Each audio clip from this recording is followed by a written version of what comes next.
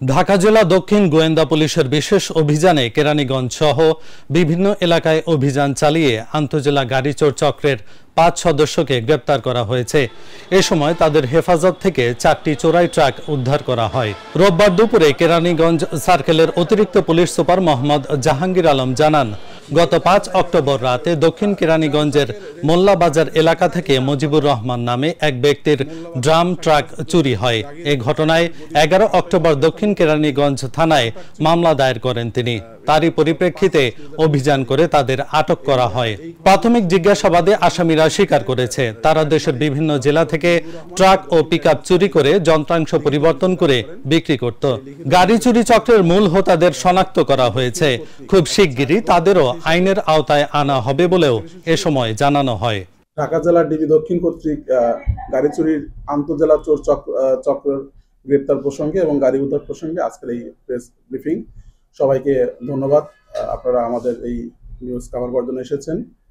ঢাকা জেলার গত দক্ষিণ কেরানীগঞ্জ থানার মোল্লাবাজার শাকিনস্থ জৈনক জাকিরের গদিতে কাউটাইল নামক স্থান হতে একটি ড্রাম ট্রাক চুরি হয়। এটা গত ৫/১০/২০২৫ তারিখে।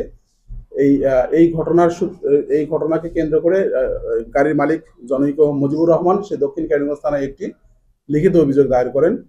সেই লিখিত অভিযোগের প্রেক্ষাপটে আমাদের ডিবি দক্ষিণ কর্তৃক একটা ছায়া তদন্তর অংশ হিসেবে এটা ইনভেস্টিগেশন শুরু করতে গিয়ে একটি সিসিটিভি ফুটেজের সূত্র ধরে আমাদের এই টোটাল আন্তঃজেলা এই চোর চক্র এদের মূল মোটিভটা হচ্ছে গাড়ি চুরি করা, ট্রাক, বিশেষ করে ট্রাক চুরি করা। এই আন্তঃজেলা চোর চক্রকে গ্রেপ্তার করতে সক্ষম হয়। তো যখন হচ্ছে অভিযোগটা আসলে আমাদের ডিবি দক্ষিণ এর ওসি সাইদুল ইসলামের নেতৃত্বে আমাদের এসআই মনিরের সহ একটা চৌকস টিম গঠন করে এবং যখন ঘটনাটা আমাদের নজরে আসে, আমাদের ঢাকা জেলার মান্যবর পুলিশ সুপার জনাব মোহাম্মদ আনিসুজ্জামান পিপিএম স্যারের সার্বিক দিক নির্দেশনা এবং তত্ত্বাবধানে ওসি ডিবি দক্ষিণ তার চৌকস টিম গঠন করে এই টোটাল আন্তঃজেলা চোর চক্রকে গ্রেপ্তার করার জন্য একদম বিশেষ অভিযান টিম গঠন করে এবং বিশেষ অভিযান পরিচালনা করে। তারা শুরুতে হচ্ছে গিয়ে এই ৫/১০/২০২৫ তারিখে যে দক্ষিণ কেরানীগঞ্জ থানা থেকে যে ড্রাম ট্রাকটি চুরি হয়, সেইখানে তারা ওই ঘটনাস্থলের একটা ফুটেজ সংগ্রহ করে।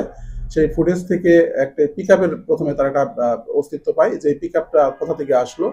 সেই পিকআপের সূত্র ধরে মূলত এই পিকআপটার ব্যাকগ্রাউন্ডটা হচ্ছে কি, পিকআপ দিয়ে তারা যেখানে চুরি করবে বা যে গাড়িগুলো চুরি করবে তারা এই পিকআপ থেকে অ্যাডভান্স পার্টি হিসেবে তারা এটা রেকি করতো। আমরা আমাদের অপারেশনাল ভাষায় বলে রেকি করতো।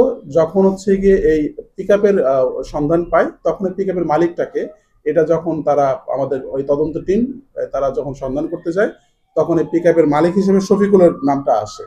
তখন শফিকুলকে যখন হচ্ছে গিয়ে আমাদের ডিবি টিম তাদের হেফাজতে নিয়ে জিজ্ঞাসাবাদ করে তখন তারা হচ্ছে গিয়ে এই টোটাল চক্রের সন্ধান পায়।